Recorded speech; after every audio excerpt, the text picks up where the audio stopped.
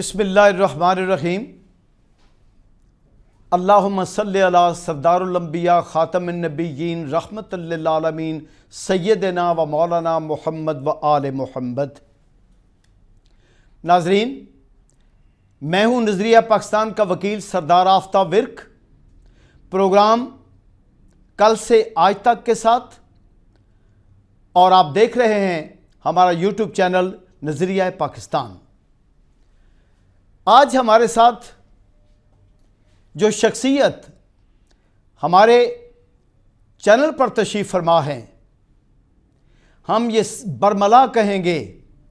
نظریہ پاکستان کو سب سے بڑا اعزاز آج حاصل ہو رہا ہے ان کا استقبال کر کے، ان کو اپنے سامنے بٹھا کر۔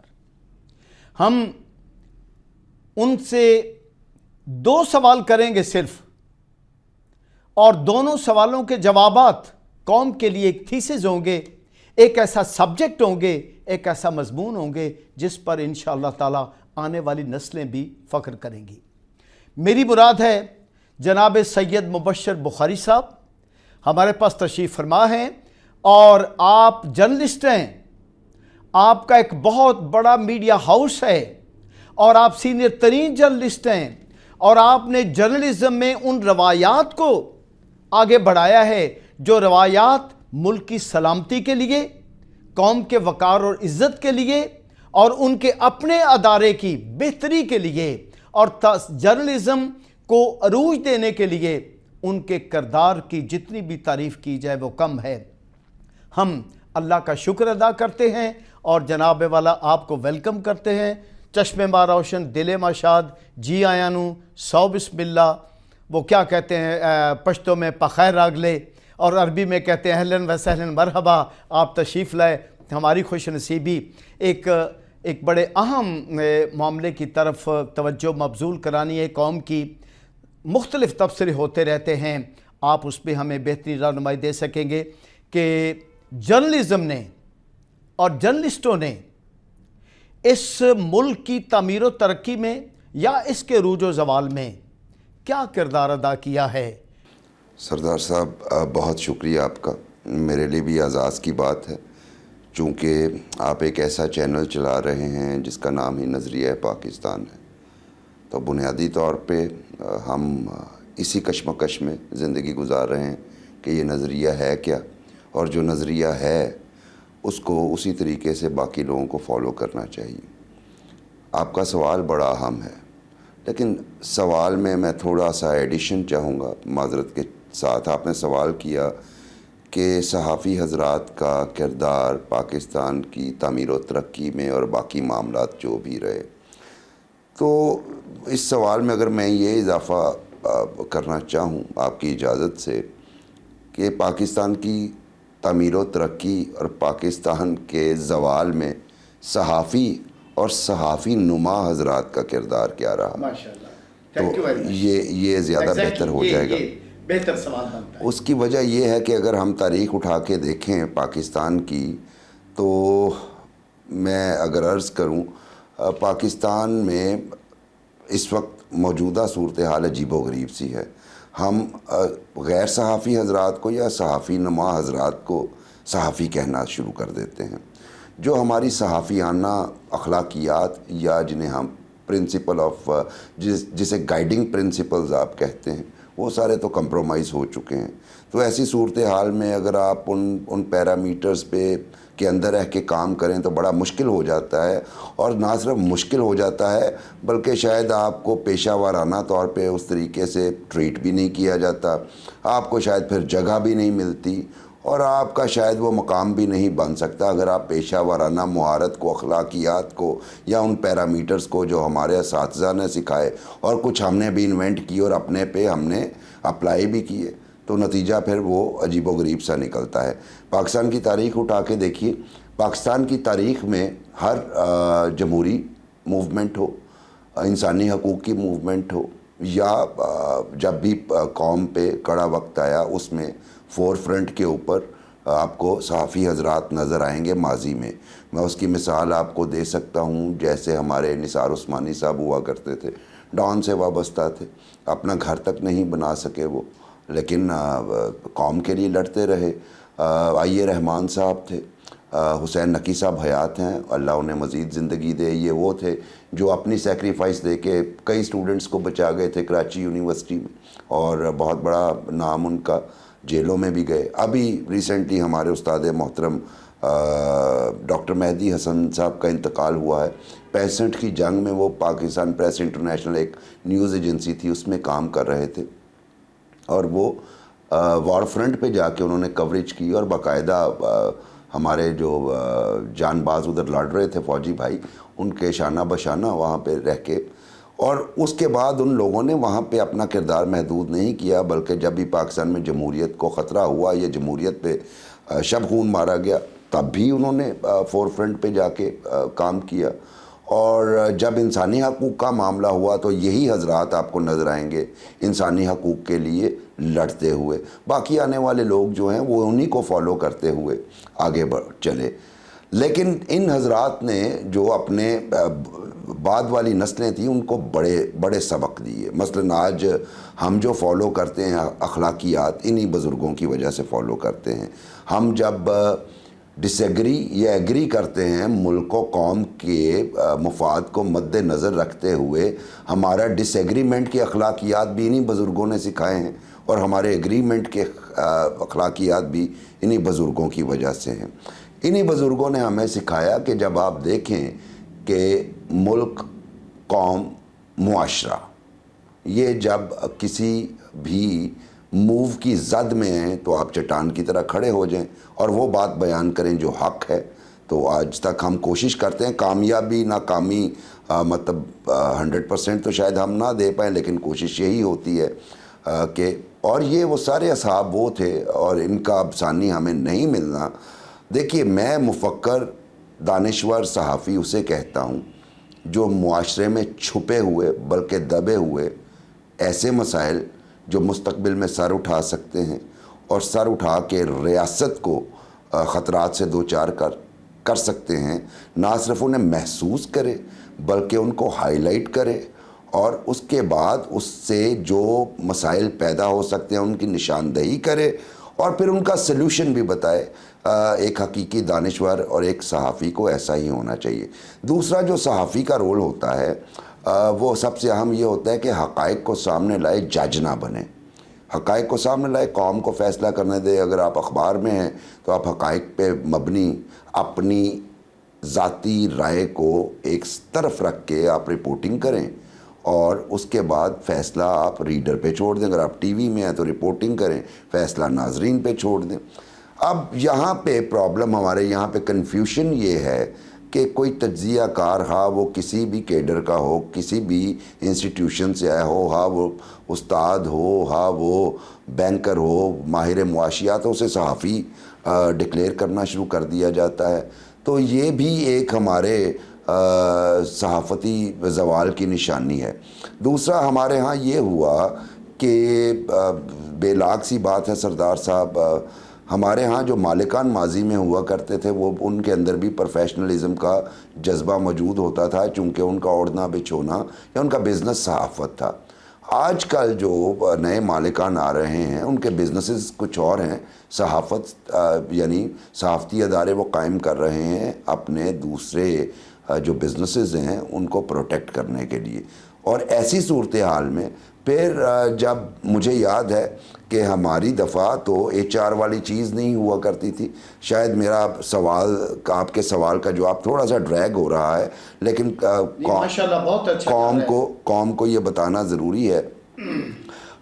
تو ہمارے اوپر صرف ایڈیٹر ہوا کرتا تھا, اور ایڈیٹر بھی وہ لوگ جو انتہائی پروفیشنل ہوا کرتے تھے. ہمارے سے صرف جواب طلبی مالک تو کرتا ہی نہیں تھا. ہمارے لیے ہمارے جو سینئرز تھے وہ ہمارے لیے سب سے بڑی آپ یہ سمجھیں اکاؤنٹیبلٹی بیورو ہوا کرتے تھے. خبر میں غلطی چلی گئی, انہوں نے اکاؤنٹیبلٹی کرنی, ہم نے اپنی غلطی ماننی. لیکن اب کیا ہے کہ اب HR ایک HR نما ہیومن ریسورس ڈپارٹمنٹ بن چکے ہیں, اور وہ جب چاہیں وہ کسی کو نکال دیں، جب چاہیں کسی کو ہائر کر لیں، کیا کوالیفیکیشن ہے کیا نہیں ہے۔ درمیان میں ہمارے انتہائی پروفیشنل حضرات اب چونکہ بہت سے دنیا سے جا چکے ہیں، تو ہمارے معاشرے کی روایت ہے کہ دنیا سے جو چلا جائے تو اس کے ثواب تو یاد رہ جاتے ہیں، گناہ اس کے ساتھ ہی دفن کر دیے جاتے ہیں۔ حالانکہ میں اس بات سے اختلاف کرتا ہوں، لیکن پھر بھی چونکہ معاشرے کا یہ ایک رسم ہے، تو اس وقت بہت سارے دنیا سے جا چکے ہیں۔ یہ وقت بھی آیا کہ 5,000 روپیہ دے کے کارڈ دیے گئے، 5,000 دیجئے، کارڈ لیجئے، صحافی بن جائیے۔ جب اس طرح کے معاملات ہوں گے تو صحافت جو ہے وہ کمپرومائز ہوگی، اس کا معیار گرے گا، پھر وہ جو ہو رہا ہوگا وہ صحافت نہیں ہوگی، وہ میرا خیال ہے کہ یلو جرنلزم آپ کہہ لیجئے، آپ کہہ لیجئے کہ وہ پارٹی ورکرز ہو جائیں گے، وہ پارٹی بن جائیں گے، وہ لابی کریں گے، وہ ایجنٹس بن جائیں گے۔ لیکن پھر بھی میں کہوں گا کہ آج بھی جس طرح آپ کی وکلاء برادری ہمیشہ آئین کی بالادستی کے لیے، ریاست کے لیے کھڑی رہی، ان کے شانہ بشانہ صحافی کھڑے رہے، کوڑے بھی کھائیں، جیلیں بھی جھیلیں، اور ساتھ میں قربانیاں بھی دیں، سڑکوں پہ ماریں بھی کھائیں، اور آئین کے لیے لڑتے رہے۔ بہت شکریہ جناب سید صاحب، آپ نے ہمارے ایک سوال پر آپ نے صحافت کے بارے میں، صحافیوں کے بارے میں اور ان کی رسپانسبلٹیز کے بارے میں دوسرا سوال کرنے کی کوئی گنجائش نہیں چھوڑی۔ ہم آپ کے شکر گزار ہیں۔ پوری قوم نے بھی سن لیا ہوگا کہ وہ جو جرنلزم ہے وہ کس چیز کا نام ہے، اور جنہوں نے جرنلزم ملک کو ریاست کی حفاظت کے لیے کیا، قوم کی عزت کے لیے کیا، وہ آج بھی مشعل راہ ہیں۔ اور جو صحافی نما بن گئے، جنہوں نے اپنی اغراض کو پالا، ملک و قوم کو پیچھے چھوڑا، وہ بھی قوم کے سامنے آپ نے بے نقاب کیے۔ ہم آپ کے بہت شکر گزار ہیں۔ ایک سوال اور ہے، ہم یہ اکثر دیکھنے میں آ رہا ہے جناب سید کہ جرنلسٹ اور میڈیا ٹاکس میں، کالمز میں اور آپس کے ان کے رویوں میں ایک بات نوٹیبل ہے، پاکستان کے بیرونی اور اندرونی دشمنوں کا ایجنڈا ہے۔ اس ایجنڈے کو آگے بڑھانے کے لیے، اس کو سٹانس کو آگے لے کر چلنے کے لیے وہ لوگ جرنلزم کے نام پر چینلز کے اوپر بیٹھ کر، اخبارات کے صفحوں پر آ کر پاک فوج پر تنقید کرنا، اب یوں لگتا ہے جیسے ان کا کوئی اپنا بڑا فریضہ ہے، اور اس سے ڈیفینیٹلی ایک بددلی کی وہ لہر پھیلتی ہے جو دشمنوں کی حوصلہ افزائی کرتی ہے، اور آپ کی پاک فوج کا جو مورال ہے وہ بلند ہونے نہیں پاتا، چونکہ پیچھے سے اس طرح کے پروپیگنڈے ہو رہے ہوتے ہیں، اور اس کے ساتھ سیاستدانوں کا بھی بہت بڑا آتا ہے۔ تھوڑا سا اس پہ اظہار خیال فرما دیجئے کہ جو لوگ اس طرح سے کر رہے ہیں ان کے بارے میں آپ کا کیا خیال ہے؟ جی سردار صاحب، بڑا اہم سوال ہے آپ کا، اور میڈیا کا جو بنیادی رول ہے سردار صاحب وہ ہے واچ ڈاگ کا، وہ ہے وسل بلور کا۔ یعنی کہ اگر وہ دیکھے کہ معاشرے میں قانون کی خلاف ورزی ہو رہی ہے تو اس کی نشاندہی کر دے۔ اگر وہ دیکھے کہ کوئی کسی جگہ پہ کوئی معاملہ خراب ہونے جا رہا ہے، اس کا اتھارٹیز کے علم میں لانا اس کا فرض ہے۔ یہ تو ہو گیا میڈیا کا رول۔ اب آئین ہمیں بتاتا ہے کہ ہمارے ادارے جو ہیں وہ مقدم بھی ہونے چاہیے، اور ان کی امپورٹنس اپنی جگہ پہ مسلمہ ہے۔ اب ان اداروں میں پاک فوج ہے، ان اداروں میں ہماری عدلیہ ہے، لیکن انہی اداروں میں ہماری پارلیمنٹ بھی ہے۔ تو ہم نے بڑے عرصے سے یہ دیکھا سردار صاحب، یہاں پہ اب دیکھیے فرد واحد سے کسی فرد کے ذاتی آپ کو اس کے عمل سے اختلاف ہو سکتا ہے، اور اگر اس نے غلط کیا آپ اس کو ہائی لائٹ بھی کر سکتے ہیں۔ یہ واچ ڈاگ کا رول ہے۔ اگر وہ کوئی یہ رول پلے نہیں کرتا تو یقین کیجئے وہ صحافی نہیں۔ لیکن اگر کسی فرد کے ذاتی عمل کے نتیجے میں آپ پورے انسٹیٹیوشن کو بدنام کرنا شروع کر دیں تو میرا خیال ہے کہ یہ انتہائی نہ صرف غیر صحافیانہ بلکہ غیر اخلاقیانہ اس کا قدم ہوگا۔ اس کی مثال میں اس طرح دیتا ہوں کہ اگر ایک سیاستدان نے غلط کام کیا اور اس کو ہم نے ہائی لائٹ کرتے ہوئے یہ کہہ دیا جی پوری پارلیمنٹ جو ہے وہ، جو کہ ہمارے ہاں کہتے ہیں پوری پارلیمنٹ کو ہم اس کا نشان بنا دیں کہ جناب یہ سارے کرپٹ ہیں یا سب غلط کر رہے ہیں، تو یہ بات ٹھیک نہیں ہے۔ اگر اسی طرح ایک جج نے کچھ غلط کیا، جیسے جسٹس منیر کی مثالیں ہم دیتے رہتے ہیں اکثر، نظریہ ضرورت کی ایجاد ان کی تھی، آج تک تاریخ میں انہیں جو لکھنے والے ہیں انہیں ایک ولن کے طور پہ پیش کرتے ہیں، لیکن اس کا مطلب قطعاً یہ نہیں کہ پوری جوڈیشری خراب ہے۔ اسی طرح کسی فرد نے اگر مارشل لاء لگا دیا کبھی اور اس پہ ہزاروں کتابیں بھی لکھی گئی، آج بھی بولا جاتا ہے، تو اس کا قطعاً یہ مطلب نہیں آپ ایک ایسے ادارے کو جس کی آئینی حیثیت ہے اور شاید پاکستان کا واحد ڈسپلنڈ ادارہ ہے، اور اس کو آپ ایک من الحیث الادارہ آپ کسی فرد کے ذاتی فعل کے نتیجے میں اس پورے ادارے کو بدنام کرنا شروع کر دیں۔ جو میں نے پہلے سوال کے جواب میں بات کہی تھی، ایک صحافی کا کام ہوتا ہے کہ وہ صحافی رہے، صحافی کا کام نہیں ہوتا کہ وہ کسی بھی گروپ کا ماؤتھ پیس بن جائے، اور اس گروپ کے انٹرسٹ کو سرو کرنے کے لیے اپنے جو اس کے پروفیشنلزم اور اپنے جو اخلاقیات، ایتھکس، ان سب کو وائلیٹ کر دے، کیونکہ پھر وہ صحافی نہیں رہتا، بلکہ وہ جن کی زبان بول رہا ہوتا ہے انہی کا ہی آپ ایکٹیوسٹ کہہ لیں، وہ ہو جاتا ہے۔ تو اگر اس طرح کی بات جو بھی کرتا ہے وہ دیکھیے، میں ذاتی طور پہ کہتا ہوں کہ جہاں پہ محبت کی، ملک کی محبت میں، ملک کے عشق میں، ریاست کے عشق میں، چونکہ ہم سب اسی ریاست کے شہری ہیں، ہمارے لیے بھی بڑی اپرچونٹیز تھیں کہ ہم بھی بڑے آرام سے باہر چلے جائیں، آفرز بھی تھی، لیکن ریاست کی محبت میں، پاکستان کی محبت میں ادھر بیٹھے ہیں۔ جب بھی کوئی غلط فیصلہ آتا ہے اس پہ ہم اپنی رائے دے دیتے ہیں، جناب یہ آپ کا فیصلہ ہے، اس کا آؤٹ کم یہ بھی ہو سکتا ہے، اس کا نتیجہ یہ بھی ہو سکتا ہے، اس پہ نظر ثانی کر لیں۔ دیکھیے، ہر بات کہنے کا طریقہ ہوتا ہے اور سلیقہ ہوتا ہے، اس سلیقے کو اور اس طریقے کو اگر آپ نے اگنور کر کے غیر تہذیبی الفاظ کا چناؤ کریں گے یا پھر شک کی بنیاد پہ آپ کومنٹ کریں گے تو وہ کسی صورت روا نہیں ہے، نہ ہی اسے جائز سمجھا جاتا ہے۔ تو جو لوگ اس طرح کر رہے ہیں انہیں اپنے رویوں پہ نظر ثانی کرنی چاہیے، اور میرا ذاتی خیال یہ ہے کہ ہمارے میڈیا ہاؤسز کو بھی اب ذرا لوگوں کو سکرین پہ لاتے ہوئے یہ تخصیص کرنی چاہیے کہ اچھا، صحافی کی ایک اور ڈیفینیشن پیش کر دوں، وہ یہ ہے کہ ایک صحافی ایسا شخص ہوتا ہے جس کے جو گھر کے اخراجات ہیں وہ صحافت کے ذریعے ہی چلتے ہوں۔ تو اگر کوئی دوسرا ذریعہ آمدن ہے تو اسے مطلب یہ ڈیبیٹ باقاعدہ ہو چکی ہے اور ابھی تک جاری ہے، اگر کوئی دوسرے طریقہ آمدن ہے تو اس کو صحافی نہیں کہا جا سکتا۔ تو میں اس پہلے والے پوائنٹ پہ آتا ہوں کہ جب آپ کسی ٹی وی چینل میں کسی کو مدعو کریں تو یہ دیکھیے وہ صحافی ہے یا اس کا ذریعہ آمدن کچھ اور ہے، تو دودھ کا دودھ، پانی کا پانی علیحدہ ہو جائے گا۔ جناب سید، ایک ٹو دی پوائنٹ آپ سے آپ کے ارشادات اس پہ چاہیے مجھے، بلکہ میں سمجھوں گا کہ بہت بڑا پیغام ہوگا ہماری آنے والی نسلوں تک کہ پاک فوج پہ بحیثیت ادارہ تنقید کرنا، وہ کوئی صحافی ہو، وہ سیاستدان ہو، وہ کسی دوسرے شعبے سے، عدلیہ سے تعلق رکھتا ہو، افواج پاکستان پہ ان کی قربانیوں کو نگیٹ کر کے، ان کی شہادتوں کو نگیٹ کر کے، وطن کی حفاظت کو کے معاملات کو نگیٹ کر کے، پس پش ڈال کر ان کی قربانیوں کو انڈرمائن کرنا، کیا یہ درست عمل ہے کہ ملک کے لیے نقصان دہ؟ جی دیکھیے سردار صاحب، تنقید دو طرح کی ہوتی ہے۔ ایک تنقید ہوتی ہے تنقید برائے تعمیر، اور ایک ہوتی ہے تنقید برائے تنقید، لیکن جس کے پیچھے ایجنڈا چھپے ہو سکتے ہیں۔ اب اگر تنقید برائے تنقید ہے، مثلا میں نے جن اساتذہ کے نام لیے،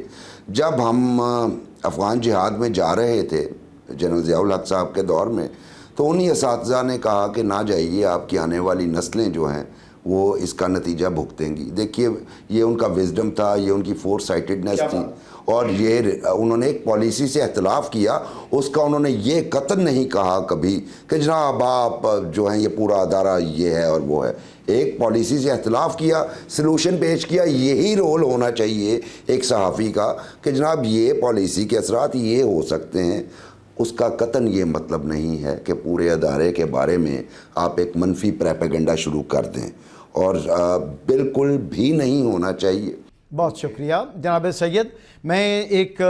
اس سوال کے حوالے سے ایک اس طرف آؤں گا کہ دنیا میں جب بھی کبھی کسی نظریے نے عروج پایا ہے، کسی بھی قوم کے کسی بھی نظریاتی معاملات نے اپنا اثر و رسوخ قائم کیا ہے، تو اس کے ساتھ ایک مضبوط عسکری طاقت اس کے پیچھے موجود تھی، جس کے بغیر نظریات کا پھیلنا ناممکن ہے۔ تو نظریہ پاکستان کے حوالے سے پاکستان کا مطلب کیا لا الہ الا اللہ سے نکلا؟ کیا اس نظریے کے تحفظ کے لیے مضبوط ترین افواج پاکستان کا ہونا ضروری ہے؟ جی یقیناً، چونکہ پاکستان کی سرحدوں کی حفاظت کی ضامن ہے پاک فوج، اور اگر آپ کی سرحدیں ہی نہیں رہیں گی تو آپ کا نظریہ کہاں پہ ایگزسٹ کرے گا، آپ کا یہ معاشرہ کہاں پہ رہے گا؟ تو سب سے پہلے تو ضرورت ہے کہ پاکستان کی سرحدوں کی نظریاتی اساس، نظریاتی سرحدیں تو آپ کی حقیقی سرحدوں کے بعد آتی ہیں۔ جب تک آپ کی سرحدیں محفوظ ہیں، آپ کا نظریہ محفوظ ہے، اور آپ کا معاشرہ محفوظ ہے، اور آپ کا سسٹم محفوظ ہے۔ تو یقیناً میں تو یہ کہتا ہوں کہ ایک پیج پہ ہمیشہ سب کو رہنا چاہیے، وہ پارلیمنٹ ہو، جوڈیشری ہو اور پاک فوج ہو، ان کا ہمیشہ پاکستان کی سالمیت کے لیے اور نظریہ پاکستان کے بقا کے لیے ایک پیج پہ رہنا بہت ضروری ہے۔ اور اس کے لیے میں پھر کہوں گا کہ باقاعدہ جو ہمارے معافی کے ساتھ سردار صاحب جو تھنک ٹینکس کام کر رہے ہیں، ان کی سوچیں ہی کنفلکٹنگ ہیں۔ ایک جگہ پہ ایک سوچ کام کر رہی ہے، دوسری جگہ پہ دوسری سوچ کام کر رہی ہے۔ ان تھنک ٹینکس کو بھی ایک پیج پہ لانا ہوگا، اور میرا خیال ہے کہ حقیقی تھنکر اور فلاسفرز، جن کا میں پہلے سوال میں جواب دے چکا ہوں، ان کو ڈھونڈیے معاشرے میں، ان کو سامنے لائیے، ان سے کام کروائیے تاکہ وہ فلاح کے لیے کام کریں۔ لیکن آپ کا جو سوال ہے اس کے جواب میں میرا واضح جواب ہے کہ پاکستان کی سرحدیں جب تک محفوظ ہیں، نظریہ پاکستان محفوظ رہے گا۔ سرحدوں کی حفاظت کے لیے پاک فوج کا مضبوط اور مضبوط تر ہونا لازم۔ بہت شکریہ جناب والا، ہم آپ کی تشریف آوری پر شکر گزار ہیں، اور نظریہ پاکستان یوٹیوب چینل میں جو کچھ آپ کے ارشادات عالیہ آج قوم کے سامنے چلے گئے ہیں، یہ ہمارے لیے بھی مشعل راہ ہیں۔ آپ سدا سلامت رہیں اور آپ کا فیض سلامت رہے۔ آپ ایک دانشور صحافی ہیں، پوری قوم کو اس بات پر فخر ہے، اور نظریہ پاکستان آپ جیسے لوگ افراد کی بنیاد پر ہی، تھاٹس پر ہی آگے تک انشاءاللہ تعالی عروج پائے گا۔ اور ہم آپ سے گزارش کرتے ہیں کہ جب بھی کہیں بھی نظریہ پاکستان کی بات ہو تو ہمارا زیادہ سے زیادہ ساتھ دیجیے گا۔ پاکستان پائندہ باد، قائد اعظم زندہ باد، نظریہ پاکستان زندہ باد۔